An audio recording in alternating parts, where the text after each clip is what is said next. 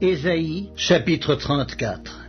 Approchez, nations, pour entendre, peuple, soyez attentifs, que la terre écoute, elle, et ce qui la remplit, le monde et tout ce qu'il produit, car la colère de l'Éternel va fondre sur toutes les nations, et sa fureur sur toute leur armée. Il les voue à l'extermination, il les livre au carnage, leurs morts sont jetés, leurs cadavres exhalent la puanteur, et les montagnes se fondent dans leur sang. Toute l'armée des cieux se dissout, les cieux sont roulés comme un livre, et toute leur armée tombe, comme tombe la feuille de la vigne, comme tombe celle du figuier. Mon épée s'est enivrée dans les cieux. Voici, elle va descendre sur Édom, sur le peuple que j'ai voué à l'extermination pour le châtier. L'épée de l'Éternel est pleine de sang, couverte de graisse, du sang des agneaux et des boucs, de la graisse des reins des béliers. Car il y a des victimes de l'Éternel à Botsra, et un grand carnage dans le pays d'Édom. Les buffles tombent avec eux et les bœufs avec les taureaux. La terre s'abreuve de sang et le sol est imprégné de graisse, car c'est un jour de vengeance pour l'Éternel, une année de représailles pour la cause de Sion. Les torrents d'Édom seront changés en poix, et sa poussière en soufre, et sa terre sera comme de la poix qui brûle.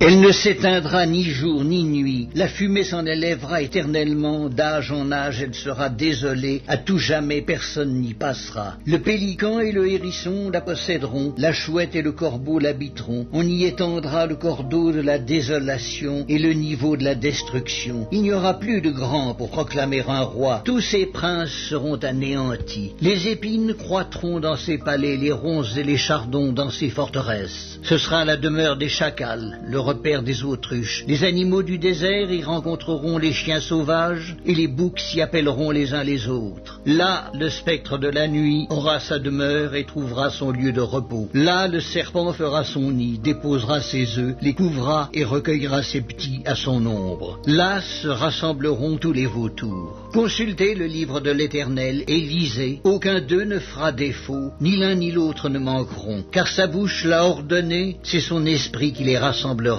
Il a jeté pour eux le sort, et sa main leur a partagé cette terre au cordeau. Ils la posséderont toujours, ils l'habiteront d'âge en âge.